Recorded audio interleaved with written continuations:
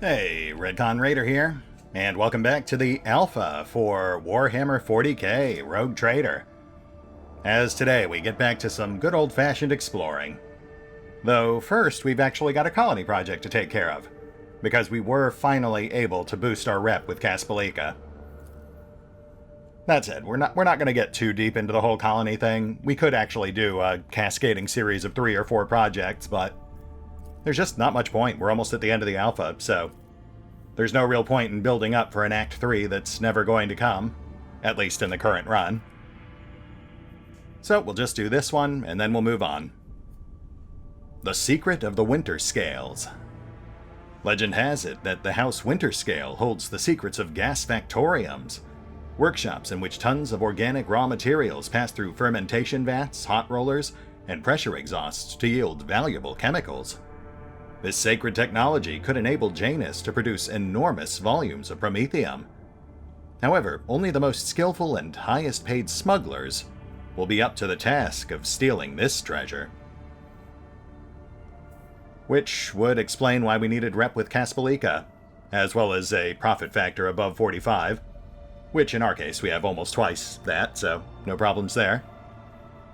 And then once this project is complete, we'll gain 15 promethium, 20 chemicals, both of which we need for other projects, as well as a new contract, Blood and Nephium, a direct deal brokered with Winterscale, no doubt to ease tensions after we steal his tech, and then of course a small bump to profit factor, as is to be expected. We've also got some other projects here we could get going, like Dark Sages, but like I said, we're not really going to worry about that stuff right now.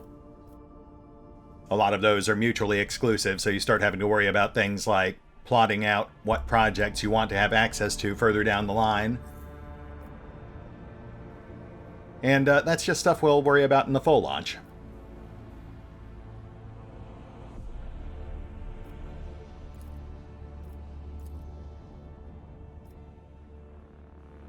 To an event. We've seen that one a couple of times now.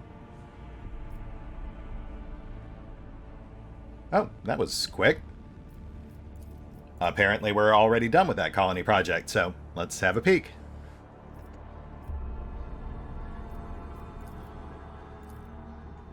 Blood and Nephium. Caligos Winterscale has found out that the secret of gas factoriums has been stolen from him. However, he is willing to leave that unfortunate incident in the past, offering the prospect of much greater gains.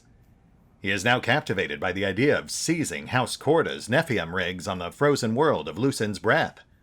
For Caligos himself, it would appear the profit is a mere side benefit of the opportunity to massacre large numbers of House Corda's servants in planetary battles. He is offering to pay with the aforementioned priceless flammable liquid in exchange for the fighting force he is desperately lacking. Interesting.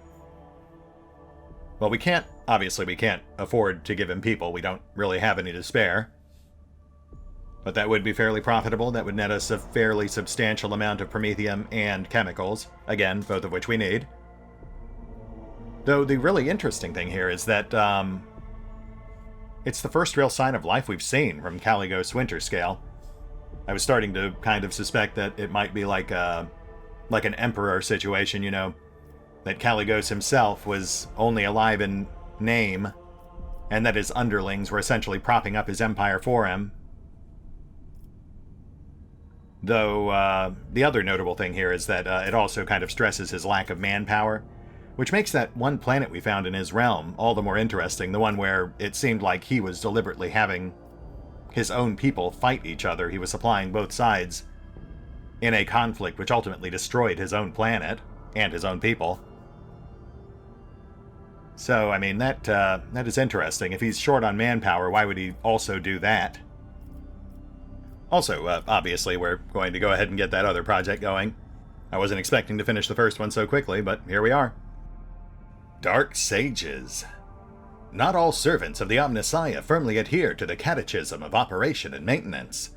The Malatex are defrocked clergy and other similar outcasts who wander the Coronis expanse in pursuit of undesirable knowledge, teetering on the brink of a schism. A protector who gives them shelter, safety, and resources for their research will earn their gratitude. The Kaspalika mission has connections among the Malatex, and can secretly assemble an entire coven of the unholy sages on Janus, so they may intrepidly study the mysterious Xenos artifacts found in abundance on this world. Which we will, of course, do. We're a rogue trader, we can get away with it. And I would very much like that plus 10 to Xenos lore. Alternatively, we could have gone for this one instead, but that would have just netted us 20 medkits, which, although useful, aren't particularly impressive. I mean, they are high-end medkits, I suppose. More notably, however, that would also have unlocked an additional project later down the line, which we will now not have access to. But, you know, at the same time, Dark Sages also has its own special follow-up project, Bones of the Xenos, which comes with its own separate set of special bonuses. Like I said, it starts getting more complicated the higher into the tiers you get, because you have to start planning in advance about which projects and which rewards you specifically want to shoot for. And then, of course, you're also inherently limited by the actual resources you can get your hands on. It's an interesting system. I like it. I just wish we could access the projects remotely. We can look at them remotely. We just can't actually pull the trigger on them remotely, hence why we have to keep flying back. Might as well check back in on Foulstone while we're out and about.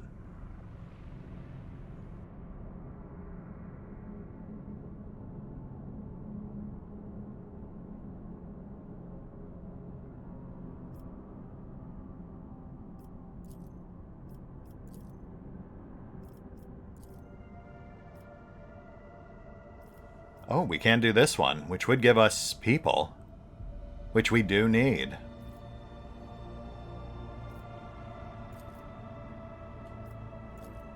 Oh, and we can do this one as well, Bonfires of Righteousness, which would net us even more security.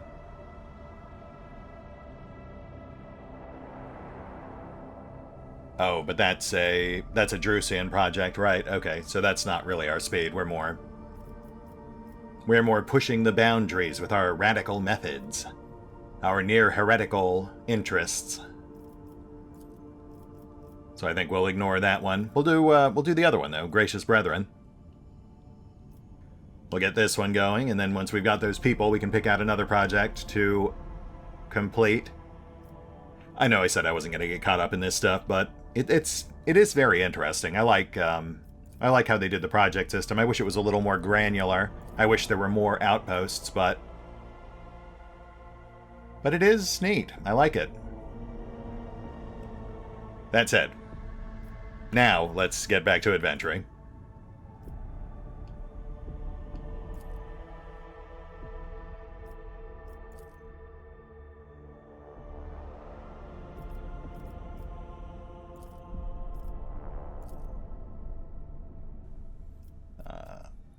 Orderly dreams.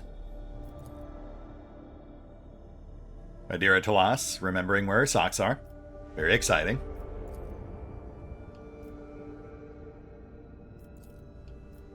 And Addermat 2. Let's see what you got.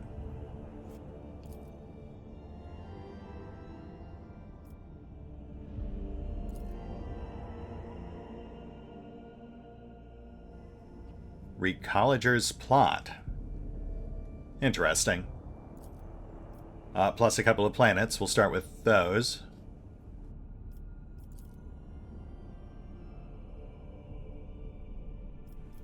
Adamantium. We'll take that. Not that we really need it right now.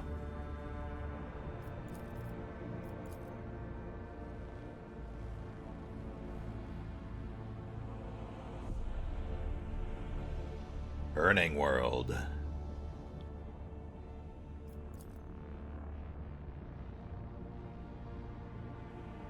We've got a point of interest. The bizarre structure observed from orbit appears to be the ruined estate of a wealthy noble. Further searching reveals the remains of an envirodome, a landing pad, the main manor, and servants' quarters.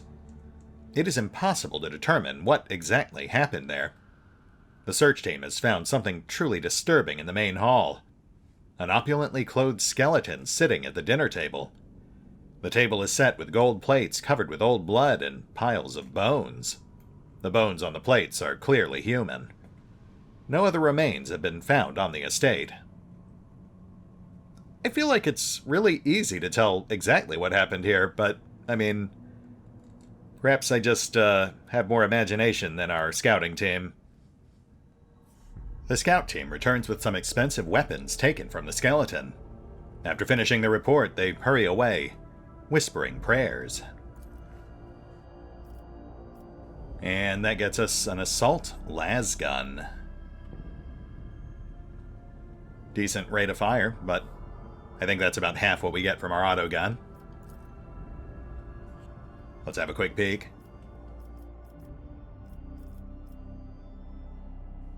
Oh yeah, exactly half. So, same damage, higher pen, higher accuracy, but half the rate of fire. Not really worth the trade-off.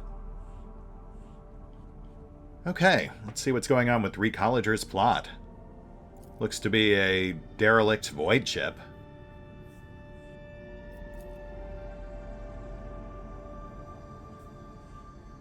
Nice. Let's stick the landing.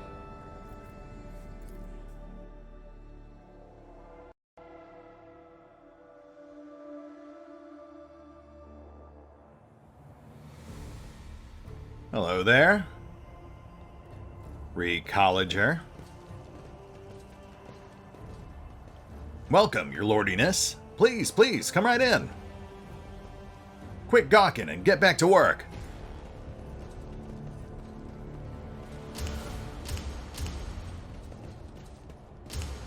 Whoa, check out the visitors over here. Must be someone big.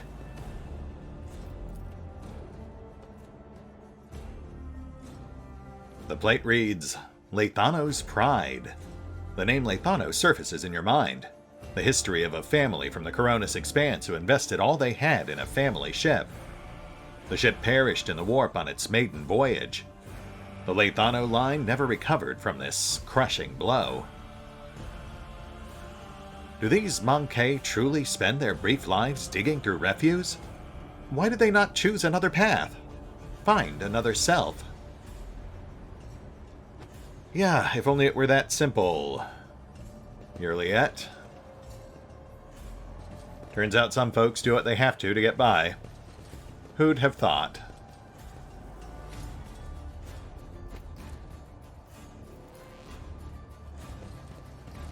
Lordiness, it's just rubbish. Now why would you want to go through it, eh? I'm gonna be honest, mostly because I can. I'm a pack rat. If you put loot in front of me, I will take it. Hello there, your lordiness.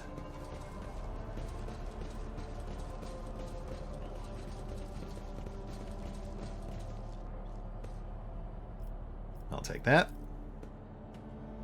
I won't tolerate weakness. Whoa, check out the visitor over here. Must be someone big. So these guys are like a professional scavenging crew. I guess that's what Recolliger means.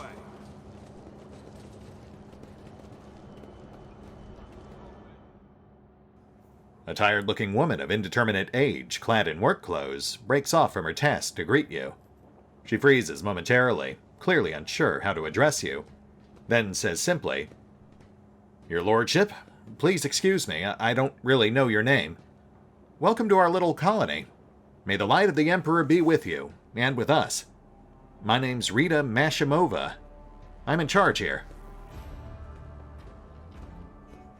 Wow, that is an incredibly condescending response. I mean, I guess it would be appropriate given the setting, but, you know, I think we'll maybe not talk down to every person we meet. It's a pleasure to meet you, Rita. What is this place? We just call ourselves Rita's crew, and this place is Rita's camp. That's it. We're Recollagers, scavengers in common terms. She does not speak the word scavengers with any kind of disdain. On the contrary, there is dignity in her voice, the kind with which one would announce their affiliation with a respected guild or family. Tossing a glance at Pascal, she grimly adds, And our work is all legal, even though your brethren have no liking for us. Pascal stares dispassionately at Rita with a hint of disgust. Evidently, he has not even considered the possibility that replying to this creature's words could be anything other than heresy.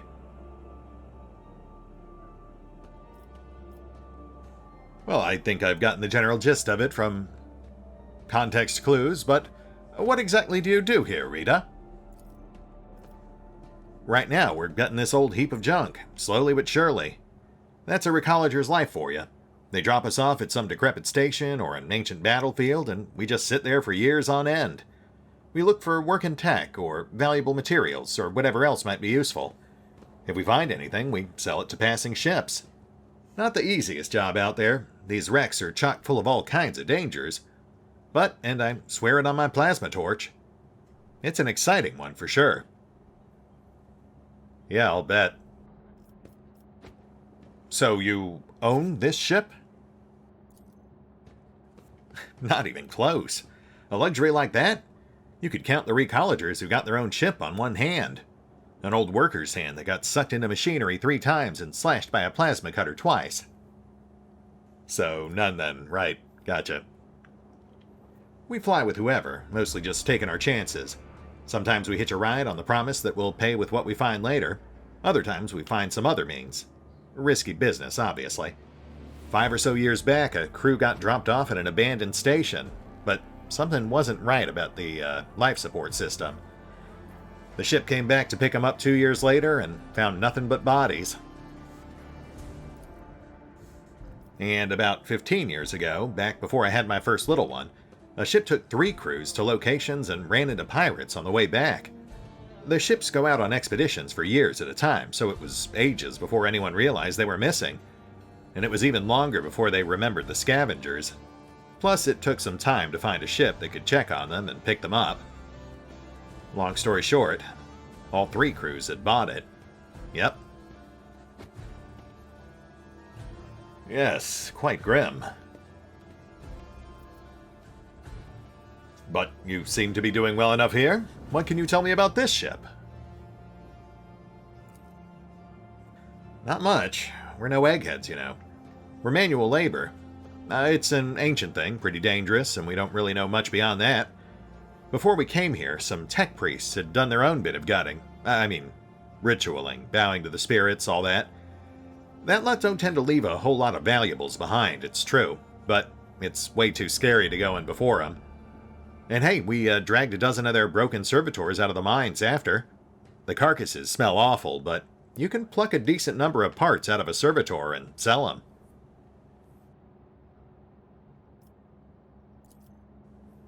Doesn't seem like there's anything nasty living inside the wreck now, but the wreck itself is barely holding together. You go a couple of modules from here and that's it. You won't take another step without fearing that a broken reactor might cook you alive, or a whole module might depressurize. Well, it's nothing we haven't handled before, so we're having a poke at it. But we don't have a clue what this ship is or who it belonged to. I can't help but notice that you have a distinct note of pride in your voice when you speak of your trade. Sure do. It takes skill and luck and a good head on your shoulders. We risk our lives every day, crawling on top of these old buckets. If something goes wrong, we die, by the scores sometimes. One moment we're there, the next we're gone. Kind of like worker ants. But you know what, your lordship? Our job also has something, how should I put it, poetic about it. I hope you don't judge me too harshly and don't take it as insolence, but some people, even big people like you, think too highly of themselves. Let's say your ship hops into the warp someday and doesn't hop out in time. And around 1,000 years later, another gal like myself who needs to feed her 3 ankle biters somehow will be rifling through its remains looking for anything good. That's just the nature of things. Each of us comes and goes, but the way the world works stays the same. We all have our lot in life, and mine is just as good as any other. Oop. You are amusing, little monkey. Your life is shorter than a moth's, and you spend it digging around in the carcass of dead, malevolent metal. But you speak of eternity and stars. I like that. It is like seeing starlight reflected in a puddle. Yeah, that's also pretty condescending, but I like the sentiment. I'd agree. I like Rita. I find her view on the world to be very admirable. You know, there is something to your philosophy. It's what my Gramps taught me. He was a recolager and a foreman, too. He had some fancy-schmancy thoughts in that head of his, but he lived to a ripe old age with them. In our line of work, which means those thoughts weren't all bad. You know, I could take you from this place. It's not safe here, and sooner or later it will drift somewhere so remote that people may never find you again. But this is our whole livelihood, your lordship. You take us from here, and what are we going to do? Sit in some hole, slaving away? Here we've got our own colony, our own operation. No, this is our path, and we won't stray from it. Rita thinks for a while, then adds, but if you were to, say, come upon another valuable wreck in your travels and find yourself in need of capable folks to take it apart, you know where to find us.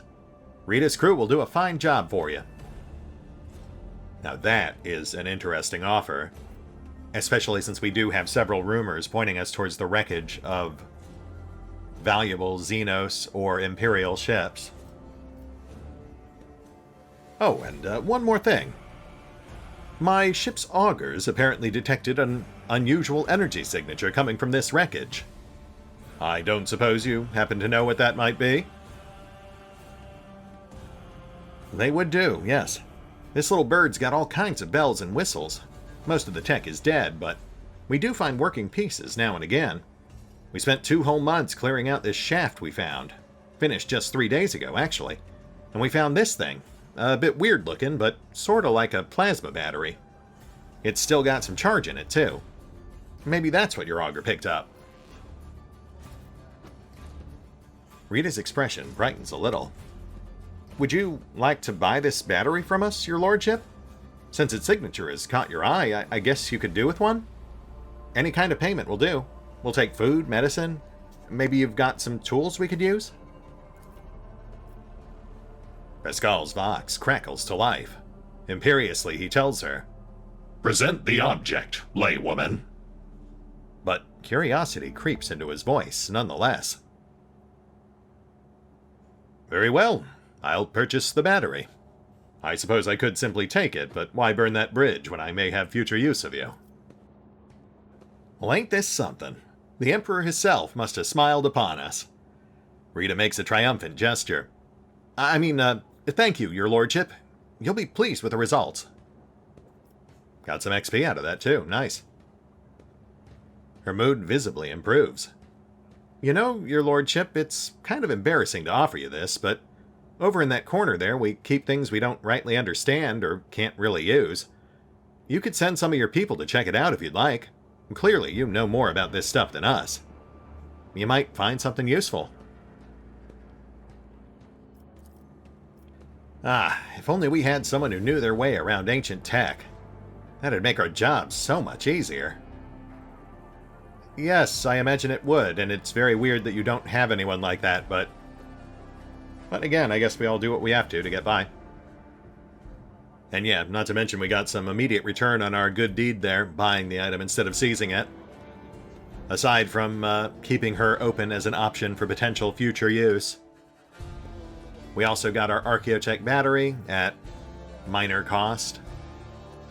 And she pointed out some goods that we might be interested in, a pile I imagine she would not have pointed us towards had we been crueler or more demeaning towards her. Honestly, even that 200 XP was well worth the purchase price. Since, as we've seen, levels come pretty fast and furious in this game, so every XP counts. The simple machinery and tools look a little worn, but well maintained.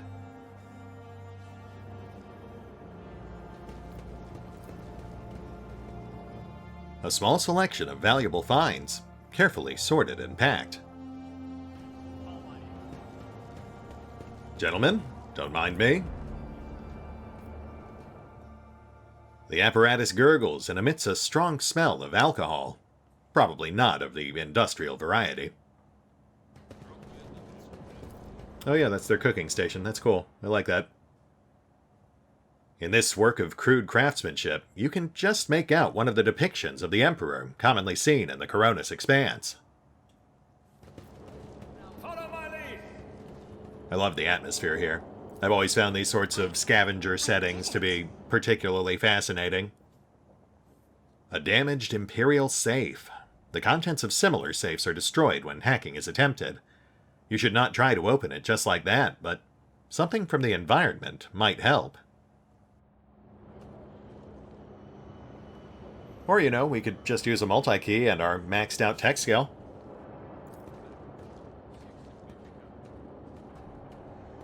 Yeah, that seemed like a pretty safe bet. That nets us even more Aldari plasma grenades. Plus a camoleoline cloak. Mimic fibers blend the coloration of the wearer into their surroundings. Flat plus 10% on dodge. Very nice. And a fractal blade. Medium damage. Decent pen. Standard attacks. Plus 25% to parry. That is fantastic.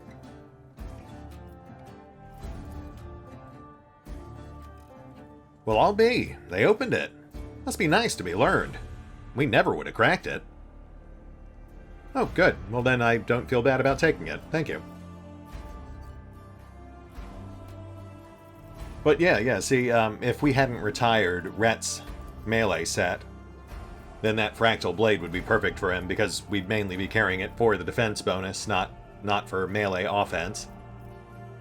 Unfortunately, as it currently stands, it's not really worth giving to either of our other melee characters because they both have superior choices. Though we will make use of that cloak.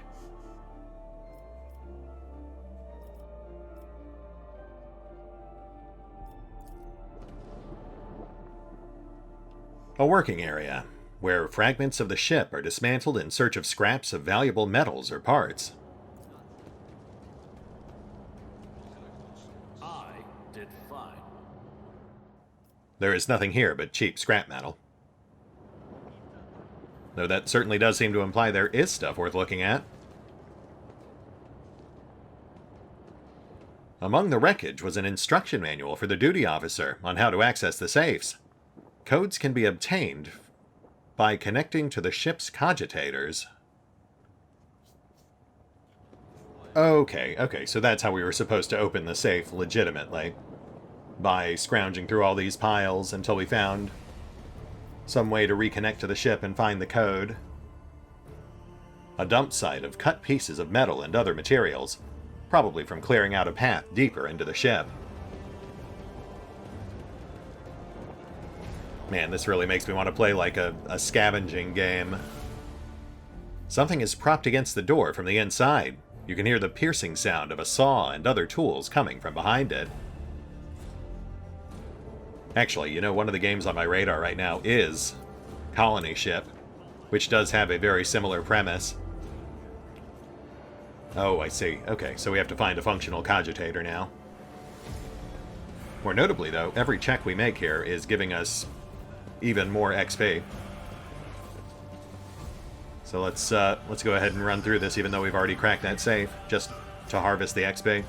But yeah, Colony Ship. Colony Ship's a game that I've been following for a while now. I just haven't had time to do anything with it video-wise.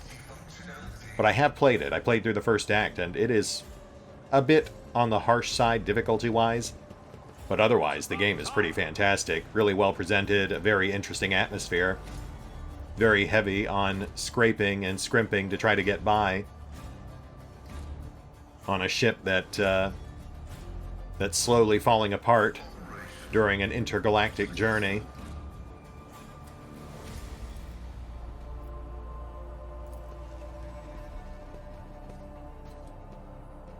Ah, okay. All that, and we failed the logic check to actually get the safe code. Thank goodness we already cracked that thing open. That would have been quite a letdown after all that build-up. Anyway, I think we're pretty much done here. Let's move on. Again, I will note I found this entire encounter very intriguing. I love that sort of world building, exploring aspects of the setting that you wouldn't really expect a character like a rogue trader to end up getting involved with, given that it's, of course, really low-stakes, penny-ante stuff compared to our usual grand adventures. Speaking of which...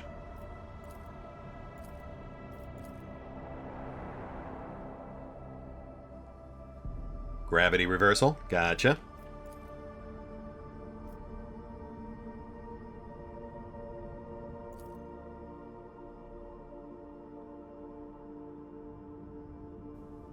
Enemies of humanity. Well, not quite what I was looking for, but sure, why not? Action is action. Let's check the planets first.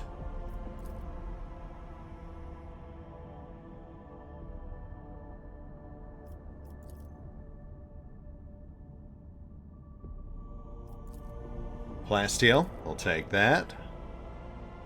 No immediate use for it, but I'm sure we'll have some down the line.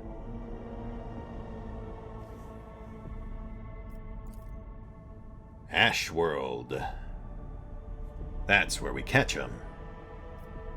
We catch them all. Xenotech, very nice. And a point of interest. Charred ruins have been detected on the planet's surface. The architecture, building materials, layout, and passages betray their Xenos origin. There are currently no signs of Xeno activity on the planet, and the ruins seem to be abandoned. The burnt husk of an Imperial shuttle has been found in the heart of the ruins. The pilot's remains are badly damaged. It would seem the shuttle smashed into the building at full speed, causing the fire that destroyed it. Okay, so Argenta believes it's a martyr, and we should build a memorial. Haydari believes that he would be honored if we took his things. And, you know, I'm not gonna lie, of those two options, I definitely lean towards taking his things. You know, honoring his memory in a more practical fashion.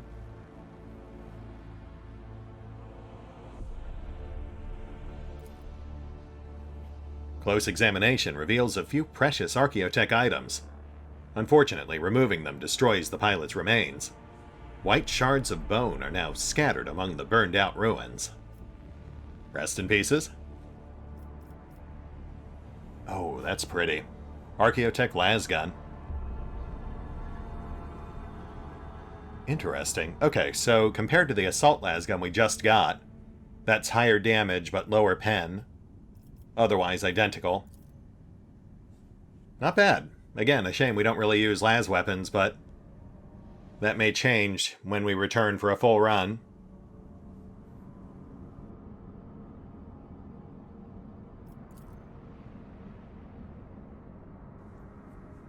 Adamantium, we'll take that too. Wow, this was a very profitable sector for us. And once more into the fray. You're facing enemies of humanity. Eldari, judging by the drive signature. It appears your sudden exit from the warp has greatly alarmed them. Brace yourself for an enemy attack! Thankfully, the rogue trader is familiar with the methods of the enemies of humanity. They will not catch an Imperial vessel unawares. Damn straight.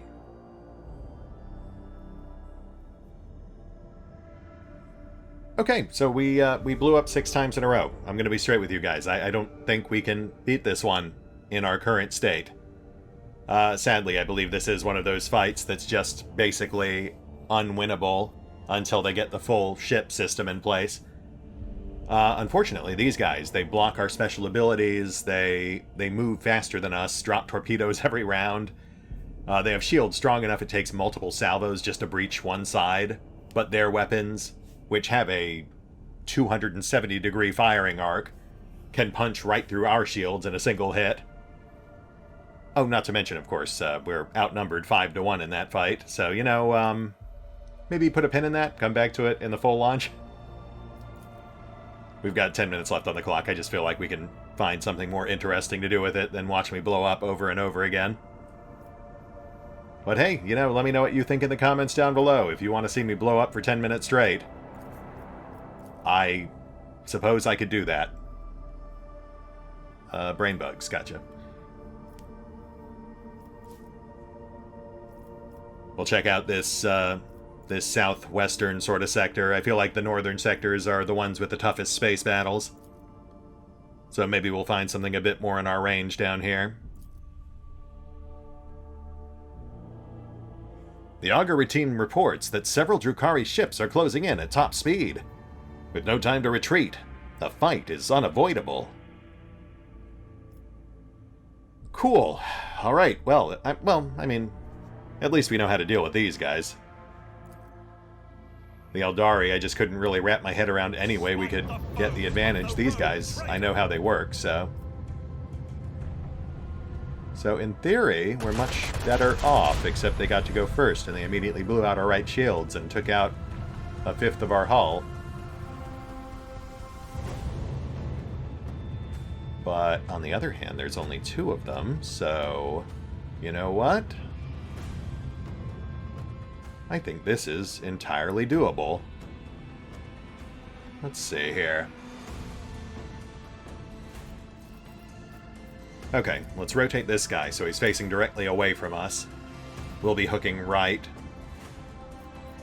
to stay out of his firing arc. We'll also drop torps. That's as a distraction. But if they don't go for it, that's a free hit for us.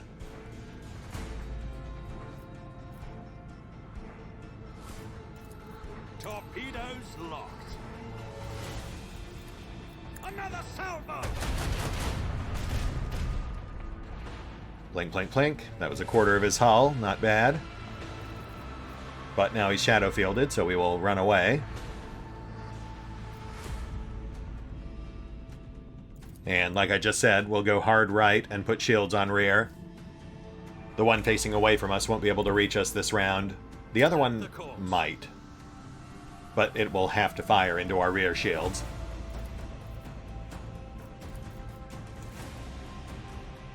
And here we go.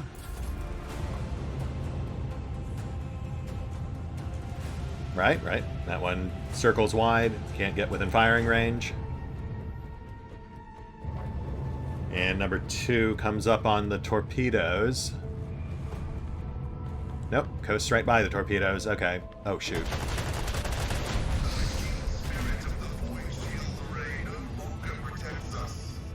Yeah, okay. Well, that wasn't great. That, he came in a bit farther to the side than I thought he would. Oh, come on, man. Okay, we've got 2 active ships, both facing towards us. We need to... Well, first we need to pop a shot into this guy. And... No? Is that... You know what, let's do this. We'll bootleg reverse, then put forward guns on him.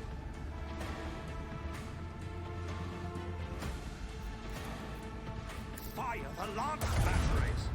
Nice. Okay, so he's at 60%. Now shields to front. Should we angle? No, I think we're fine.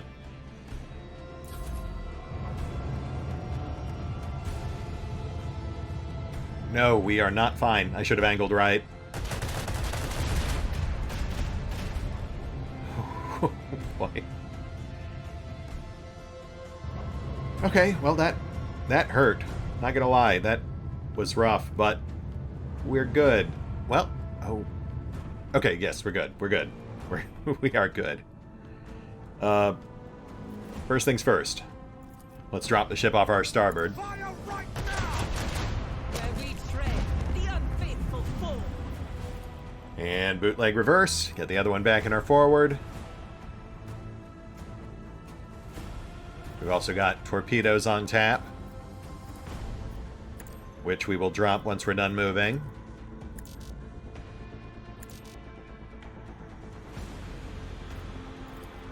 Bleed them. Lovely. Onward. Drukhari's ship at 30%. Annihilate Distraction them. torpedoes deployed. And no point in reinforcing shields because he can't attack us this turn.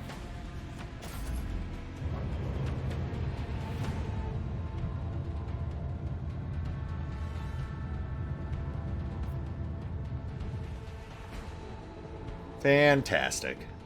Let's finish this.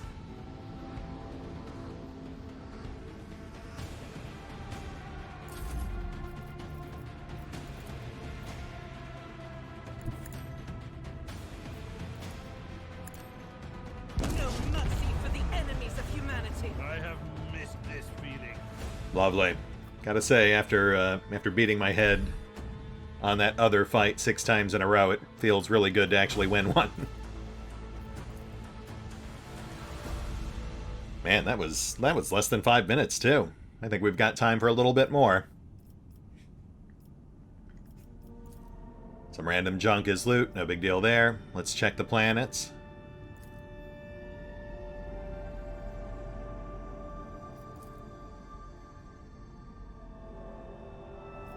Ooh, point of interest. This planet is devoid of even the most primitive forms of life. However, the crew has made quite a strange discovery. A mirror lying right in the center of a huge crater. A completely ordinary mirror in a frame, by all appearances. In pristine condition. Okay, I've got immediate alarm bells, but at the same time, I am morbidly curious. So, you know what? Against my better judgment, we will take it. The mirror now hangs on the wall in one of the compartments. It looks completely normal. However, only an hour after its arrival, the Voxmaster reports that the shuttle crew that delivered the mirror has disappeared. The people who hung the mirror have also disappeared. Even the guard who wandered into the compartment by mistake and stopped to fix his new non-regulation cravat has vanished without a trace. Oh. Dear. Okay, you know, I'm over the mirror. Let's maybe smash it. Hopefully the servitors, which aren't technically sentient, should be able to handle that. At least in theory. The team sent to destroy the mirror stopped responding the moment they entered the compartment. And so much for that. Okay, so anything that gets reflected in this mirror gets sent to another plane or something. So, upon further reflection, I believe more extreme measures might be called for. Deciding that half measures were not enough, the Lord Captain gave the order to blow up the compartment. The demolition team carried out the procedure with pinpoint precision, resulting in minimal damage to the rest of the vessel. However, the pict recorder in the servo skull sent to survey the situation showed that the mirror was not damaged in the slightest, and it was now lying in the cavity left by the explosion. Right, which would be why it was resting in a random crater on this planetoid. Okay, well, you know, on the one hand, I can see some tactical advantages to having a mirror that disappears anything that looks at it in our ship, but on the other hand, we should really probably get rid of this thing before it vanishes our entire ship. The ship's tech priests mournfully set to work, beseeching the machine spirit for forgiveness. After a series of targeted explosions and depressurization procedures, they assured the Lord Captain that the mirror was gone. Just in case, all cavities were filled with blessed caulk, and binary hymns were sung for 2 days and nights. There were no further incidents, and the ship was able to continue on its journey. Yeah, that was totally self-inflicted. I was just curious to see what would happen. And now we know. Now the Mind World.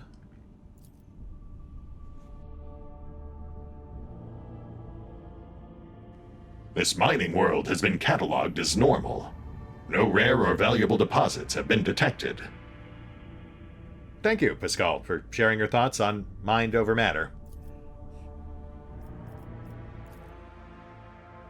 And what the heck, let's get a peek at our next sector too. I'm really hoping we can find our Forge World out here. I'd like to set up for that next time. I feel like these two sectors are our best bet. They definitely went out of their way to make those as remote as possible.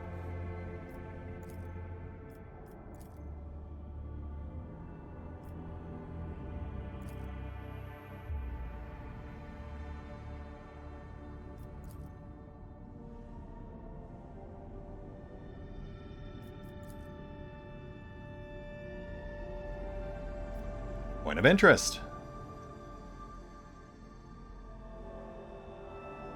A strange and frightening discovery was made at one of the sites on this frozen world.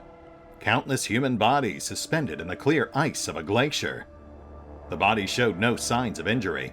It was as if they dived into liquid water the moment before it turned to solid ice, freezing them in place with their eyes wide open and their hair fanning out behind them. Searches uncovered nothing that could explain this mystery. Oh, and I guess that's it. Interesting. More unexplained phenomena in the deepest recesses of space. Which honestly, even if it's just for flavor, I really love. Again, I love the atmosphere in this game. And I love that we're starting to run into more of these just weird fluke events. These mysterious mysteries. Because it really makes the exploration feel a lot more satisfying. Though, you know, there's also a lot to be said for random loot caches. Which clears the sector. Fantastic. Let's push one more.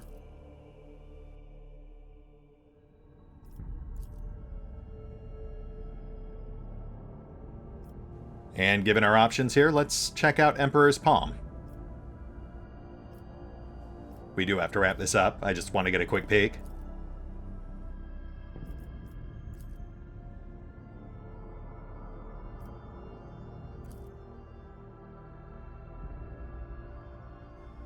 Unknown hostile ships and 2 planets. Okay. So we've got a general idea of what we're in for next time then. That said, we are out of time. I do have to wrap this up. We'll hit the pause button for now. I'll do the usual off-screen bookkeeping, get this episode packed up and online, and we will pick up here next time. As our exploration continues, there's only so many sectors left, so our Forge World's got to be in one of them. See you then.